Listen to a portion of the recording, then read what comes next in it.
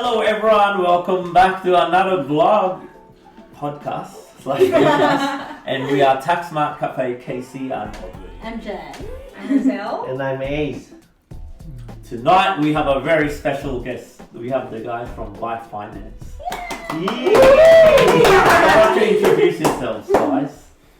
You can go first. Yeah, my name is James. I work with Egen and Bai Finance. I am actually his brother, training to be a broker soon. Hopefully, getting my license very soon. Egen, nice to meet you guys. Hopefully you'll be able to pick up one or two things for tonight, and then follow the right advice. It's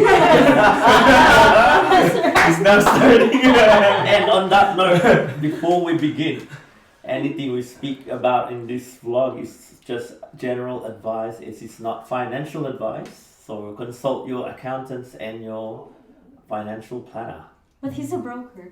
Yeah, then you can come to his professional advice. It's a license advice for lending. Yes. We will put the details down below how you can get in touch with Bai Finance. There you go. A little bit about the organization, the company. Bai Finance is an MFAA Newcomer Award winner. Oh. Top 5. Plan Australia Gold Broker. Buyer's Choice Top 50. And of course, Tax Smart Cafe's Rising Star. So they Of the they year. have of this year, 2021. So they have won 2022. Still stuck in the past. No, but That's COVID. yeah. But COVID brain. yeah, I mean, these young guys here are just killing it. They're actually doing really well, and we are gonna hear about their story and just find out more and hopefully, like what he said, gonna learn a thing or two. Mm-hmm. Yes. That's Yeah. good. First of all, why Bai Finance? What's the name behind the Bai? Just for Yeah, sake. sure. Why not? Well, Bai is friend in our language. That's right. In Cebu, so Yes. we're from Cebu Mm. originally. So at least when you hear the word Bai, you can get sort of an idea where it originates from, especially the owners or the starters. So so we can speak pretty much both languages in Philippines. So that's why it's called Bai. Multilingual. You can speak in English fluent as well. Yeah, trilingual. Yeah, definitely. Yeah. Yeah, and then Wow. at least it's friend in our language, so at least Friend. you can, Or mate. or mine. If you want Cannot be. Yeah. So how did Aussie Bai Finance start? And how long has it been for Bai Finance? Bai Finance started May 18, 2021. Nice. So it's very fresh. Yes. So we've been 1 year and about 4 months. 4 months. 1 year, 4 months, 4 awards, which is pretty. Yeah. Really, really. Every nice. 3 months, Yeah. 4 months, 4 months, Not it's too something. bad. It's okay. Not too shabby. Okay lang. It started technically just by myself. So I have so May by myself, and then I already had a few other people working with me. Pretty much about 5 people. And then it's grown now to after 14 months. 1 year and 4 months. Yeah. It's now grown 24. Impressive. 23. Really Wow. impressive. And when did Brother James get on? I mean, like, Get on. literally, that's his brother, by the way. So he was willing fully. I didn't force him. Just so you know. Are you sure? That's not the story I It's another story. I'm saying all this while it's on record. So I encouraged last force, and he also is willing-ish. Started June this year. Right after you got the award. Pretty You much. realize. Wow. Yeah. Oh, You need to yeah. prove something first. Yeah. Well, actually, I think what happened was also he mentioned it to me before creating the company. He mentioned, "Would you join me if I get big with my company if I And made it?" that And might I made happen. him a promise. It was like, when you do, You do? I'll join So on record now, guys. Broken down. That's unconditional love right there. Conditional love. So from one person to now 20 21. 24. Yeah, about 24. There's Yeah. more in your team. Wow. Yeah. Good job. It's a big team now. It's a big team, yeah, and then most of the people in our team don't know how to address me because they're mostly older than me, pretty Yeah. much. And self-sustained, you said. Yeah. They're all so I think it's 18, 19 of them are full timers, and then Wow. about 3 part timers, Yeah, pretty yeah. much. I know there's 3 part timers and the rest 21. I don't know how to. Yeah, 21 full timers now. So yeah, it's pretty good. Yeah, it's growing. Wow. Yeah, Impressive. Yeah, absolutely. yeah, getting there. And no, I think one thing that I was really impressed the last time when we were catching up was that you mentioned about putting processes, Yes. and you've mentioned how for a business to be successful you have to have processes in place. Yes. So would you be able to just share more on that? Yeah, I can't wait. Quite funnily, so last night I finished working 1 a.m. Started 10 in the morning because I had to redo the process again. So process everything. I think the crucial thing is for starting businesses is make mistakes fast and learn fast and execute fast. There's no point in learning not executing. You gotta So if you can do it on the spot and learn it and execute it straight away. So for me, I had to do it. It was from 10 p.m. to 1 a.m. I had to redo almost the whole process again. I realized while I had already an efficient process, but then as I keep improving on it, it became from 14 steps down to 5 steps only. Wow. So it was a big sort of realization, big jump, and then no one gets it right the first time. Yes. But if you have the heart to work on excellence, not perfection, excellence. Excellence Correct. is improvements, constant Yeah. improvements. Yep. Eventually you'll get there. So process is everything. Technically it's your lifeblood in a business. If you don't have processes, you'll be working around the clock, and not only that, you won't be productive. You're just running around being busy. And busy is not good, of course. You're not efficient, and you won't have sleep. So process is pretty much, if not the number one thing that you should work on if you're scaling a business, especially. And this really reflects, with your clients now. Your clients are happy, they're coming back, and that's because of the processes that you put in place. I would suggest if you have budget for marketing, replace it budget for process work. So once your process is in place, if it's at gold standards, your clients will keep coming back. They'll do the marketing for you, and then plus you'll have good sleep. So, so we don't have a marketing budget, at the moment. We don't. We've just allocated towards process work. So you can hire a business process analyst, you can hire industrial engineering, people, and then they can do, they can help you do process. And improve from it, QA, QC, and do the time studies and all that. It's best if you put your budget towards there rather than other things. What does a broker do? What are your services? For the sake of everyone's listening. You can answer that for us.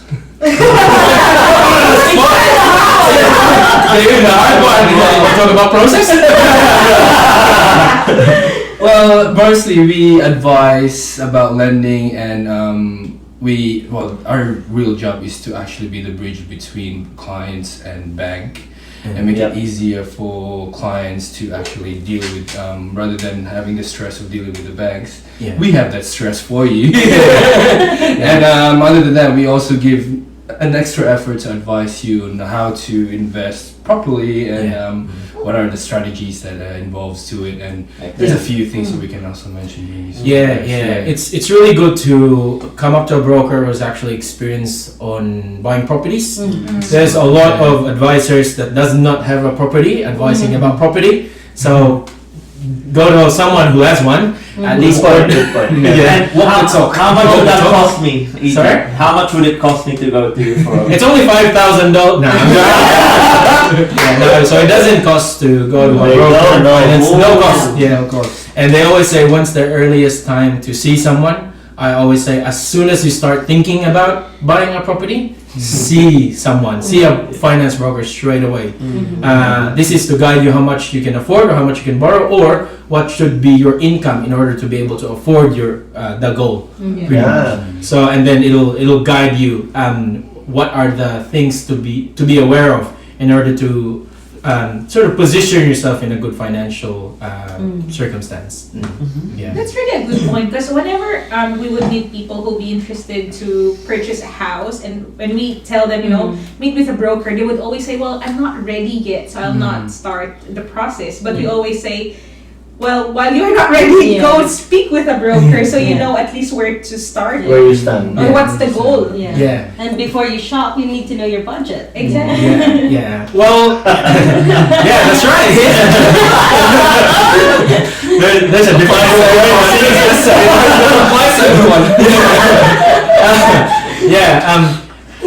Mostly about 70 to 80% of the time, some people come up to me and they're not ready, and when they come to me, then they become ready Yeah. because they find out that I they're like ready. that. Yeah. You'll never know you're ready until it's pointed out to you that you are ready. Yeah. I like that. So I mean, you can decide if you're ready, but it's best to see someone who's actually has the license to advise you that okay, you're actually ready. This is your deposits. These are the things that you need to do and such, and you're capable right now. And in most cases, if someone doesn't see an experienced broker as per se, their property plans gets delayed, at least a year or two minimum, and usually it goes back 3 to 4 years. And we have that all the time. As soon as we catch up with clients and they find out that they were supposed to be, they were ready about 2 years ago, it would have saved them $100,000 on land prices. Wow. So it's very common. Yeah. So see someone. It doesn't cost anything. It'll only cost your time. But of course, it needs to cost something. Investments needs to cost something. So at least your time. It will definitely put you 10 steps forward. I like that. And why do I need to see a broker? I can just go straight to the bank. Exactly. That's okay. Just go straight to the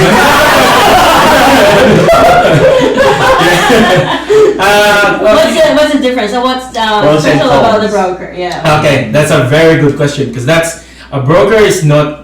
There's no profession in Philippines of what on the broker profession. They don't know what a broker in Philippines is selling houses. That's not the That's case. it. Here it's lending. It's a lending advice. They sometimes call it credit advisor. So there's three main things. One is the broker is associated with a lot of banks. 40, 60, we do 70 80, now. yeah. 80, Wow. 70, 80, something like that. Banks. Banks. Wow. Yeah, so technically all the banks that you know. Mostly just 4 banks you guys know. Wow, so you have access to all these financial. Oh, definitely. Oh, Yes. wow. Yes. Yeah. And when they see your name up top, oh yeah, this gold broker and all, they started calling you and they want to catch up and all. So you will get special access to some bank policies as well, some bank offers that you never know, some bank rates, and all the other options that should be available for you. But if you walk into a branch straight away, I mean, they also have a lot of benefits, no doubt about that, but they will offer what they can offer within that bank only. But with a broker, it can give you options. So that's number one. Yeah. Number two is a broker has the legal responsibility Nice. to do in the best interest of you, where a bank doesn't. Yeah. That's just according to the Yeah. So with a bank, someone speaks to you with a bank. They're not obliged, although you might speak to a good person in the bank, and that's good. They'll do the best interest of you, but legally, they're not bounded by that. Yeah. So over here with a broker, we have to, even though we lose money, just in order to give you the best advice. That has to happen first. Before money. Alright. Yeah. I like that. Putting customers first, alright. 100%, yeah. As soon as a broker does something wrong for the client, it wasn't the best decision of the broker's knowledge, then yeah, he gets in trouble pretty much. Yeah, he gets in trouble from the government. Yeah. So yeah. The third one is with coming up to going to a broker. you would actually not only you would find the best offers and rates, not only you would be bounded. Not only the broker is bounded legally to do the best interest of you, but you'll also develop a long-term relationship with the broker. So the person that you'll speak to the bank may stay on that position for 2 or 3 years, and then they go up to another corporate level, and then you will get handed over to a different person. With this, if you have a long-term plan, 7-8 years, having 4 or 5 properties, you're only dealing with this one broker, because more likely that broker is going to be a broker forever. Right. So. Do you promise? I don't know. In most cases, 99% of the time, that broker is going to be a broker for the long run. Because income-wise, it can be, a starting point as any minimum wager would get until it's, broker can be a millionaire. So it doesn't have to be, they can potentially stay in that profession for a long time, which you can also develop a relationship with. And they know how everything goes. You know the broker, they invite them in your parties and weddings and all that. So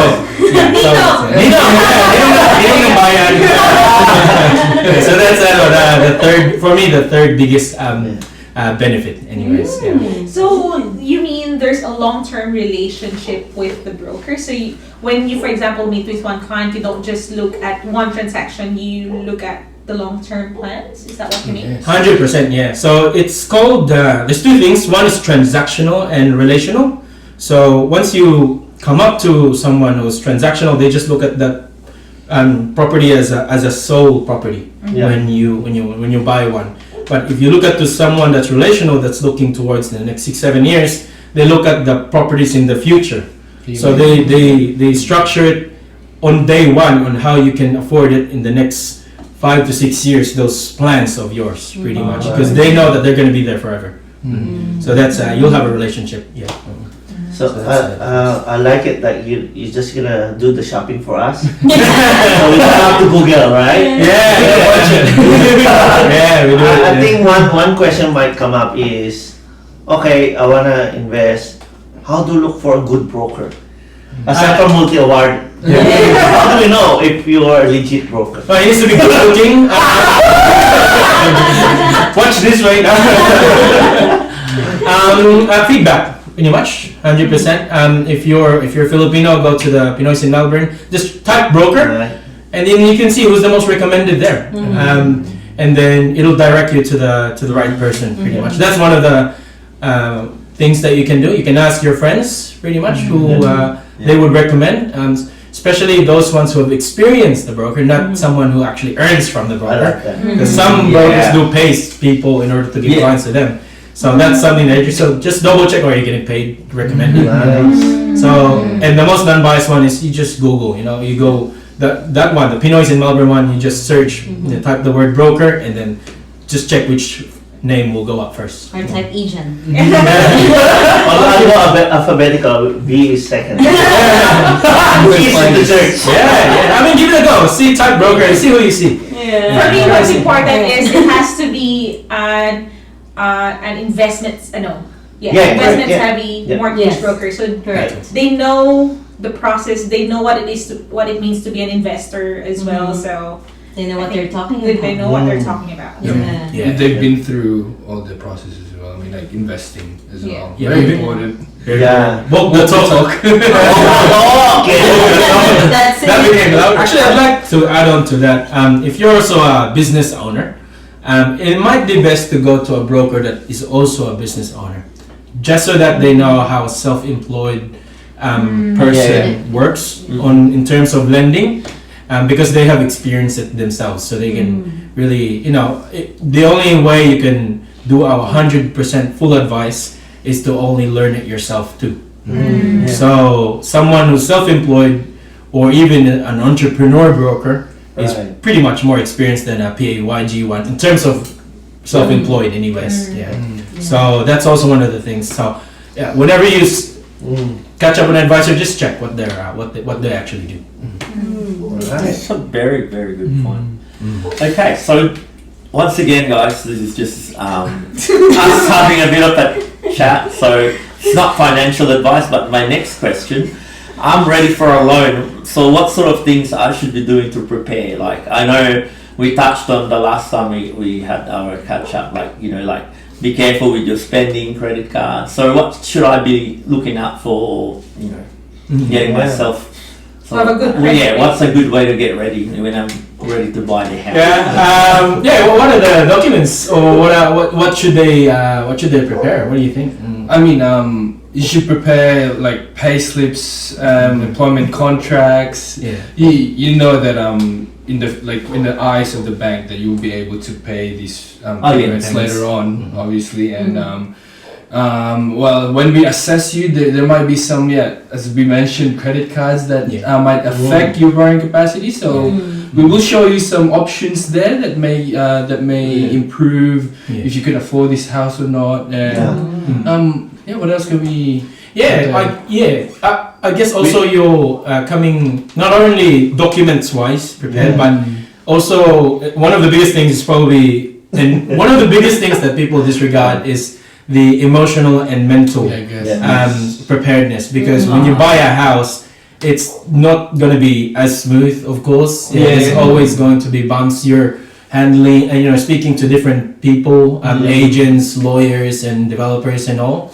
So having that emotional and mental preparedness is very important. You're dealing with numbers as well, so if you're not a numbers person, best to speak to someone who is, or maybe just write everything down.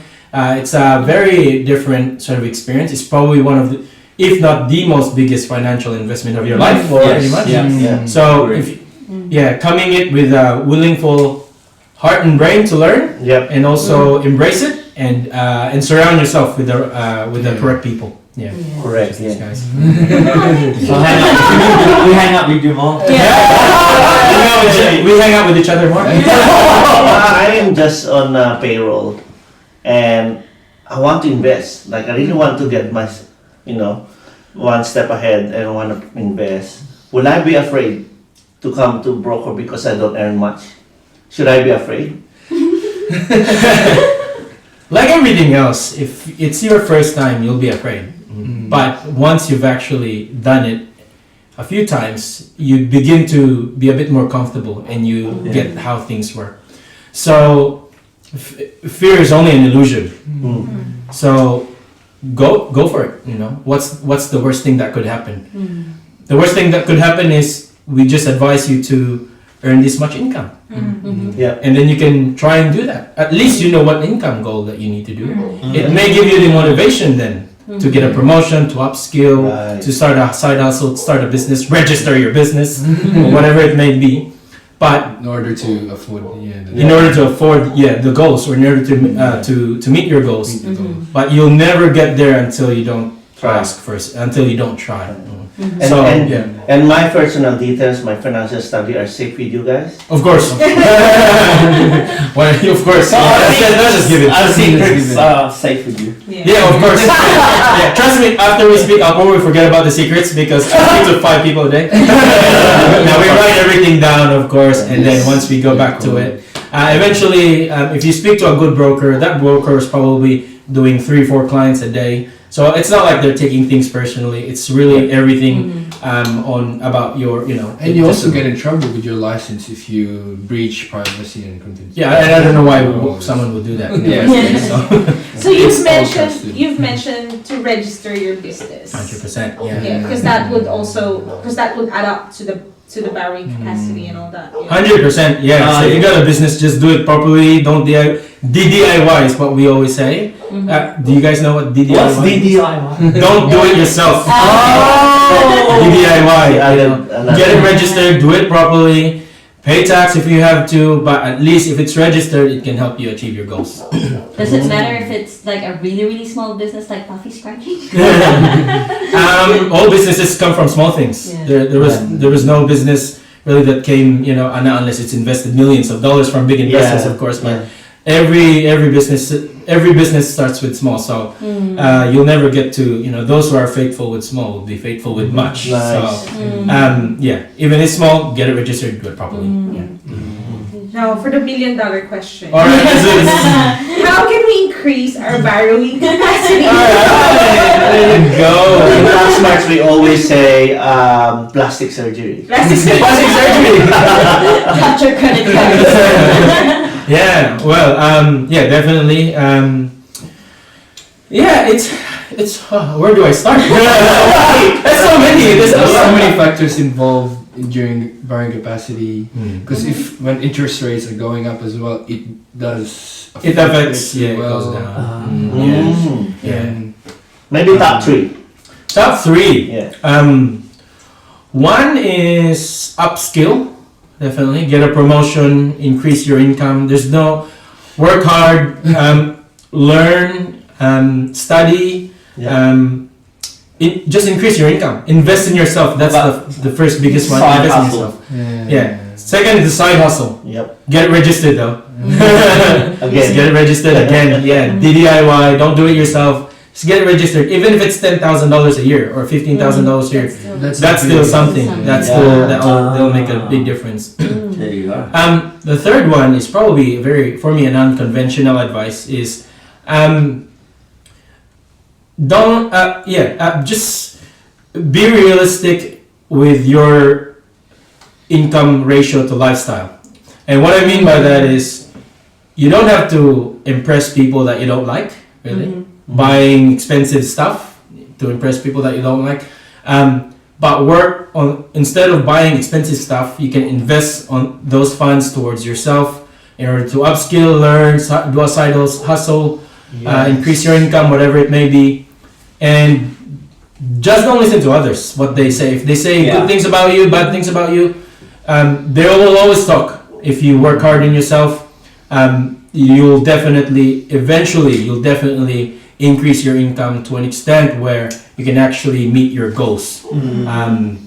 So for me, that's the biggest thing. So, even if you have to wear Kmart stuff every day, it's okay. No worries. Yeah. I wear it every day.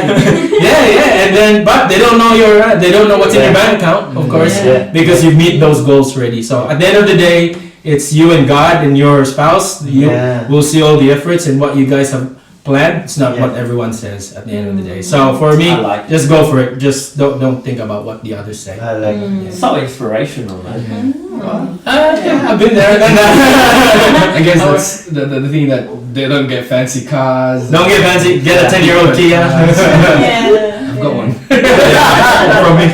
So it's like a family business. How is it like working with each other? Because there'll be family's too close to home. Well, it's home, but it's kind of like complicated at times, and we try to avoid working with family. Correct. But like us, Titus and you guys, there's something that must be working really well. So what is it for you guys? You want to answer that? Or? You can both answer. You can go first. I can go first. Yeah. So it depends on your family member. So not all family members are of course best fit to work together. Pretty much. So you have to be, if you're a business owner, you have to be honest to yourself.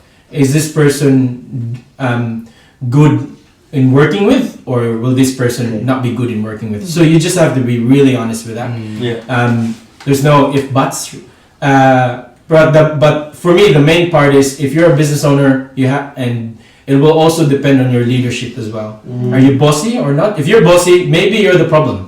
So maybe you need to change. Quite many business owners are very bossy. And they're a boss, not a leader. So if you're a good leader, technically you can hire anyone. You'll be able to motivate, you'll be able to encourage, you'll be able to sort of seek suggestions. Bosses don't seek suggestions and ideas. They just tell you what to do. But if you're a good leader, technically you'll be able to lead properly, and then plus if you welcome family along, they'll be there for you, through thick and thin. It's like you can even share jackets, right?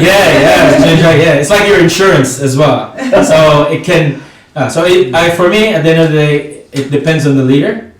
So it can work really against you, or it can be the best thing that you've ever done. Wow. Yeah. In my experience with you, Open forum.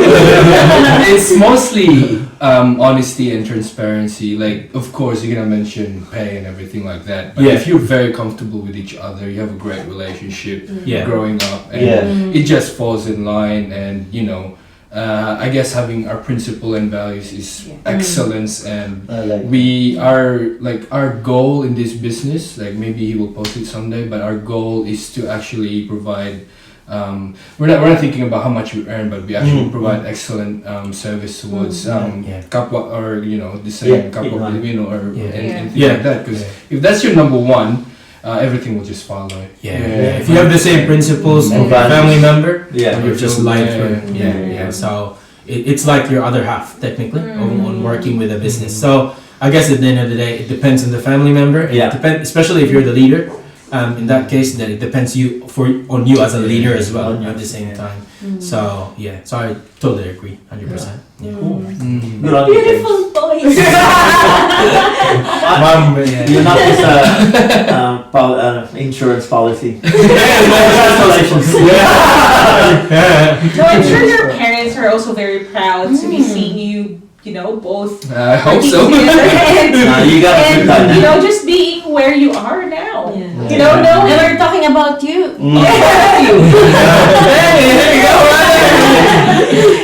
I mean, because especially, you've shared before where, like how you were before. Then you Yes. know where That's You one want of to my share? Okay. Tell us your story. Well, And then Vicky, James, how did you get involved in, this line of industry as well? Probably start with your story. Okay, depends how far we're gonna go back. We got time. Yeah, I guess you can share a bit about First? that. Yeah, about. Well, the question was how I got into the industry. No, like Yeah, about me. so- that- so- About him. Yeah, yeah. Well, he was a headache. Yeah. Like I would just say this. He even came to the point that he asked me for money just to pay petrol. Yeah. Oh. And that was Yeah. And I was like that was what 2015 probably 14. How old Wow. was you? No, it's younger. Younger, yeah. 2012. Like straight after year 12. 2011. Yeah, 2011, 2012. 2012. And your 2011, reference, how old were you guys back then? 17, 18. 17. I was 16, Okay, 17. Wow. So Yeah, I'm 17, 18. And then I had like maybe 3 rackets, we call it. Oh, side hustle. Side hustles, because he just couldn't find a way until he got into that industry. Yeah. And